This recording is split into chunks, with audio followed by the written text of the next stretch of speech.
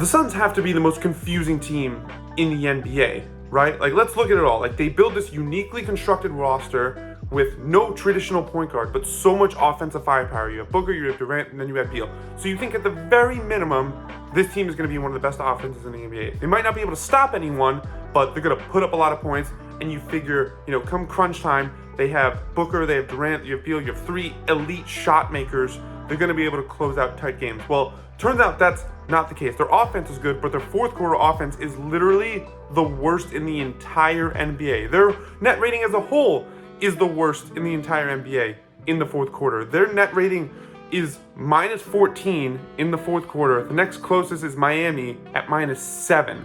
They're nearly 2 times worse in the fourth quarter than the next closest team.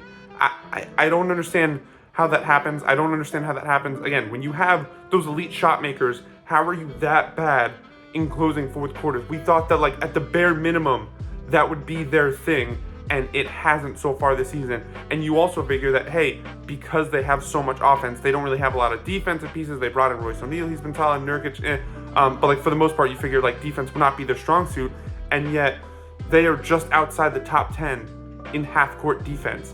How is all of that possible? They lose 3 times to the Spurs, including the most recent one without Wemby, and yet they beat the Nuggets in Denver twice. They beat Denver at home last night. They held them under 100 points. Do you know how many times the Nuggets have scored under 100 points at home this season? Before last night it was 2, now it's 3. And so I don't, look, part of the inconsistencies, the ups and downs with the Suns team is because of injuries. They just haven't been able to, consistently trot out the lineups they want to trot out. Obviously, Beal has missed a good chunk of time, but even Devin Booker's missed time. So that's obviously, you're not going to be able to establish much of a rhythm if your best guys aren't healthy. But just like, I don't know what to make of this team, because all of this has gotten them is the 7th seed. And I'm at this point with them where it's kind of how I view Dallas, where it's like, they're 7th in the West, and so maybe that should tell you everything you need to know. Like, hey, if a team is 7th in the West, like, that's telling you they're not that good, right? It doesn't matter how much talent they have. But at the same time, like, I also think about them in a playoff series, and I'm just like, they could easily wind up having the best 2 players in a playoff series.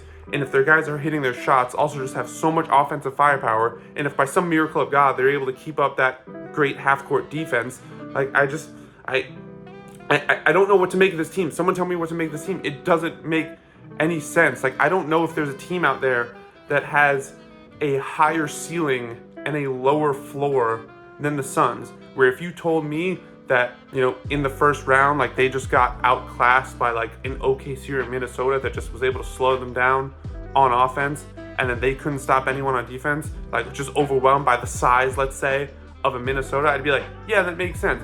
But if you also told me that Durant and Booker just both averaged over 30 points a game and everyone hit their shots and the defense held up and they made it to the conference finals, I wouldn't be so surprised about that either. The problem is that I don't know which one of those scenarios is going to happen, because there are nights, as I mentioned earlier in this video, where they lose to the Spurs without Wemby, but then there are also these nights where they beat the defending champs on their home court.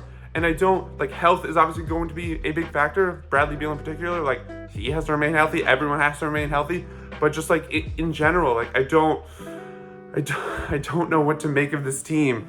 And it's so frustrating because the potential is there, right? Like, I think, playoff basketball, it's very interesting in that, sometimes depth matters, but also sometimes it's just about, hey, are my best guys better than your best guys? And when it comes to Phoenix, you have Durant and Booker, who are arguably 2 of the top 10 players in the NBA right now. Maybe you want to say like 12, 15, whatever. They're 2 of the top guys. And so maybe that might be all it comes down to. We saw how that could work last year. Remember, against Denver, they won games 3 and 4, literally just because Booker and Durant both scored 40 apiece. I'm not saying that's what has to happen for them to win, but like, it's just, if you have 2 of those guys who are capable of being the best player on the floor, and especially when you consider that, like, outside of Denver, I keep saying this, I'm going to keep talking about this every time I make a video about the Western Conference playoff picture. It's Denver, and then it's everyone else. Everyone else has question marks. OKC, Minnesota, like, they're young and inexperienced. So are the Pelicans, Clippers, they have injury concerns. Kings, like, can they defend at a high level? Like, everyone has their questions outside of Denver. And so if you're telling me that any one of those teams can make a run to the conference finals, I wouldn't doubt that. And that especially applies to Phoenix because of their talent at the top, because of their ability to put points on the board, in theory at least.